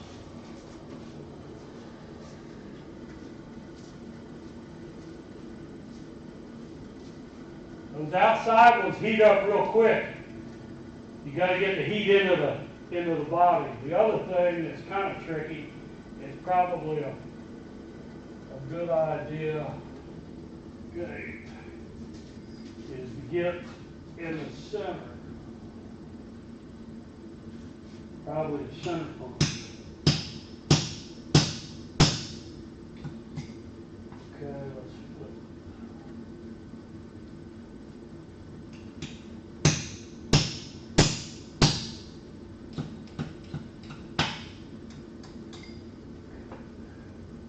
Man, can you believe that? Oh, man, I'm good.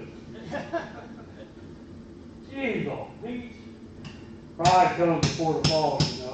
Did good, Justin. Killed it right in the right place. Clay would be proud. Okay. I can't believe it. That's never happened before, folks, so I just took a guess. Let's see while I'm crowing here. Look at it. Okay. Good hold. Where's the closest pharmacy around here? I'm gonna need some Bengay to pat myself on the back. Okay, now, must have been my good helper. He turned that just right. Now watch me screw it up.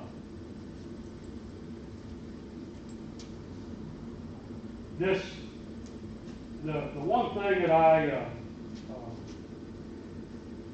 this button head on this rivet, you actually got a lot of metal there that you don't need. It might be an idea to cut that head off and just flatten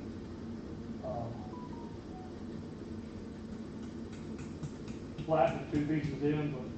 But as you can see on this, I got this hole a little off center of the washer, but I'm not gonna worry about it. We'll put the other washer on there. I need to cut that rivet off, and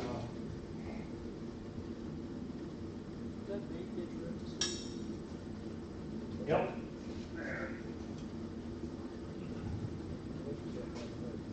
I have used the one thing that works good is 8-inch welding rods. You got a pair of side cutters or something, Travis? Maybe here I can nick it. I can nick it on here.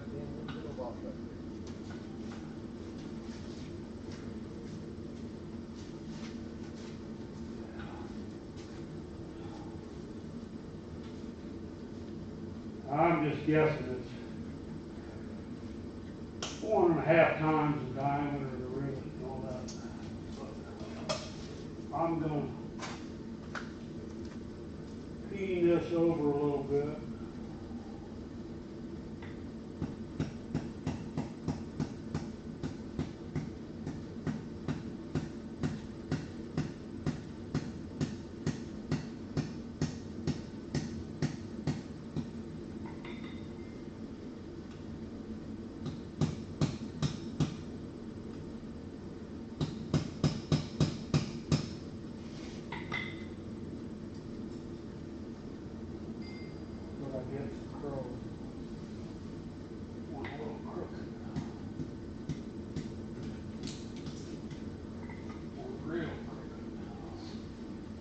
Okay, let's see what we can do with this.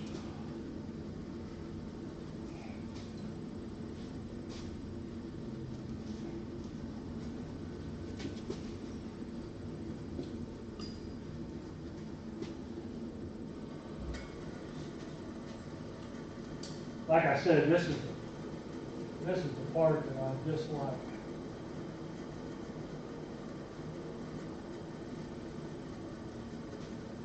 As you can see,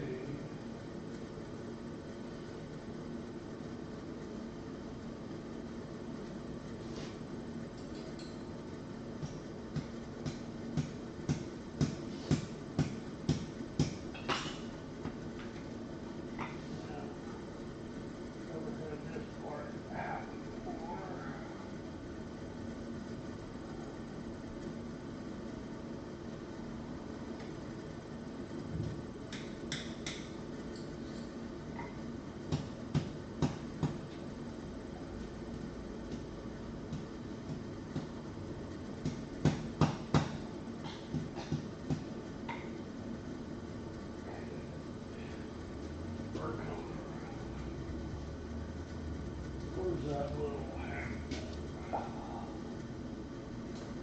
This washer is actually kind of big for this. So it's wanting to go over the sides. We'll probably just grind off some of it.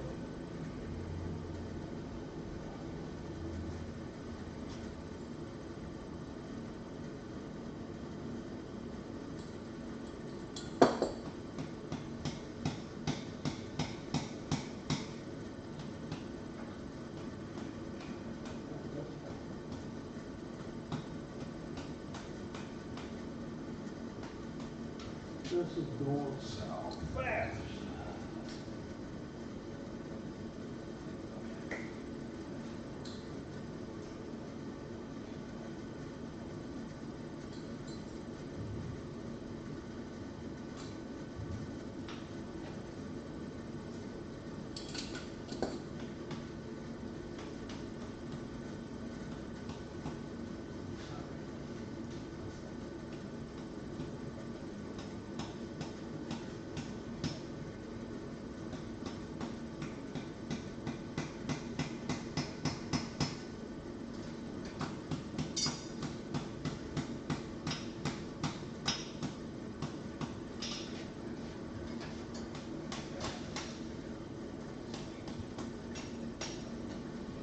I think it's time to try a new river.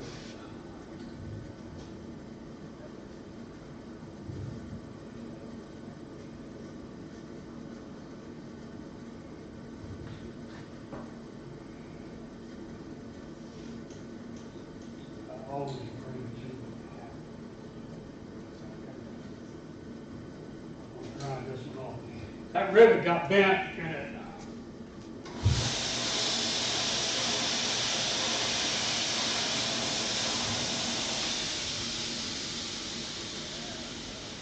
So,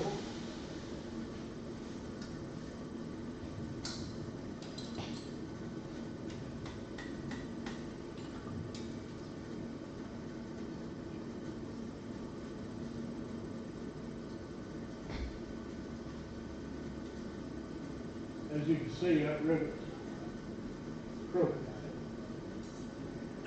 Now, did you see that piece drop? That's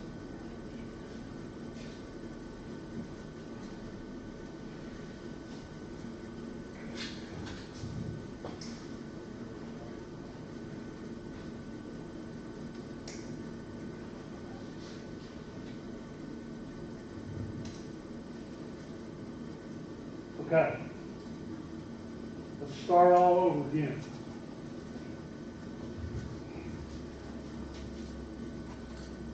In fact, I'm going to cut both ends of this off. What do you think?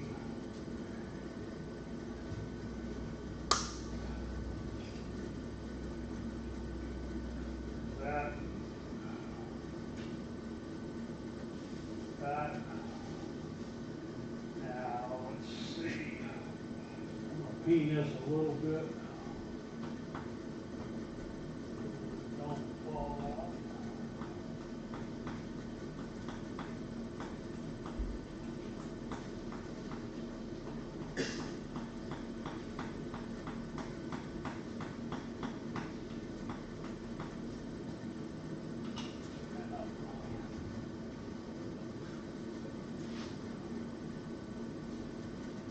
Now, let's put this one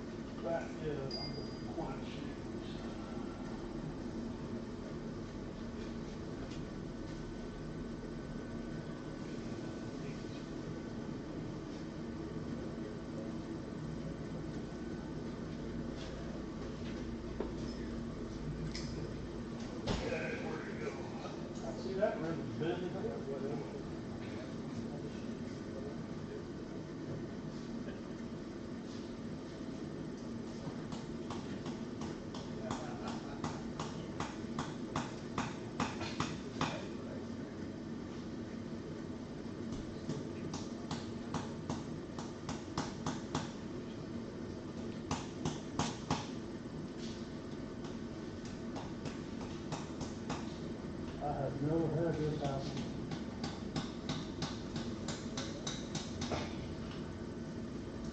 It can't all go smooth. Huh? It can't all go smooth. Look at that. You got any 8-inch welding rods? Or rivet? Wait a minute, maybe I can straighten this thing out. Let me see if I might be able to straighten it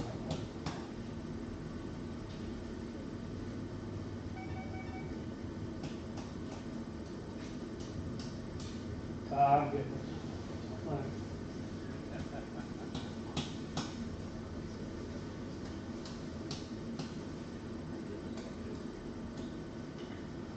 Yeah, right.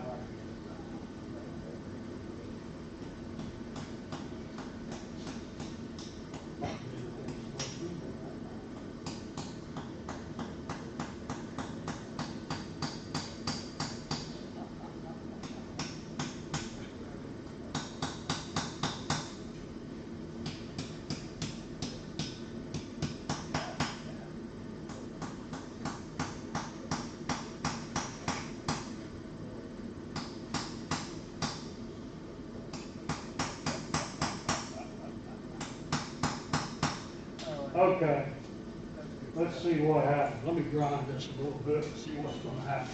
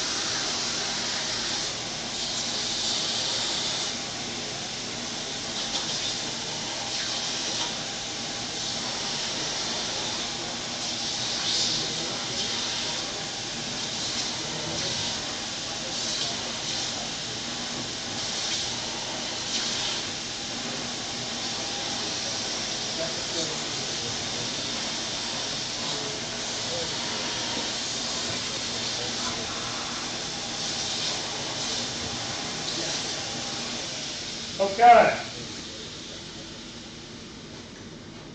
Now, let's see if we can open these things up. I want to hit this rivet a little more. I think what happened was there was still a lot of heat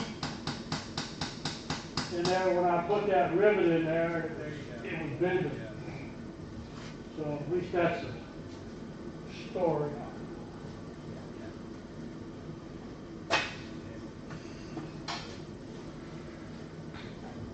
We'll work these things back and forth.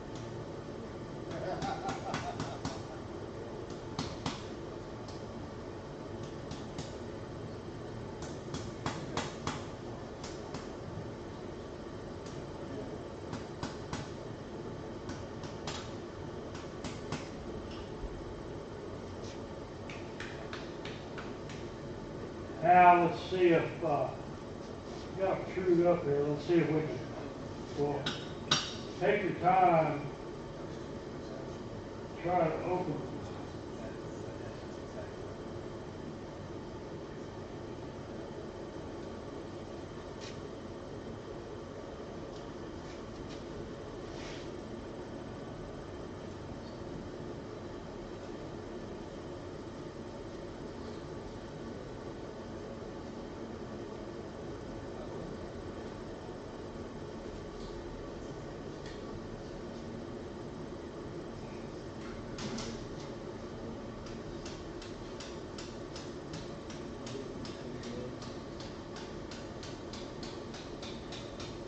And if they're too loose, you just hit them once. And if they're not tight enough, or if they're too tight, keep working.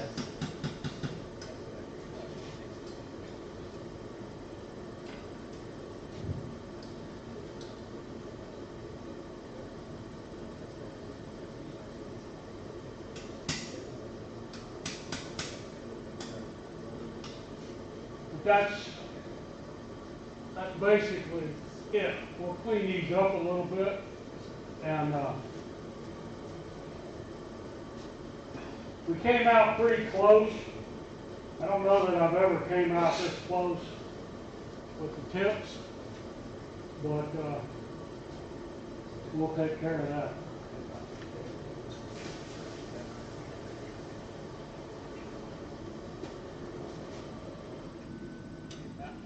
I'm going to let these cool a little bit, and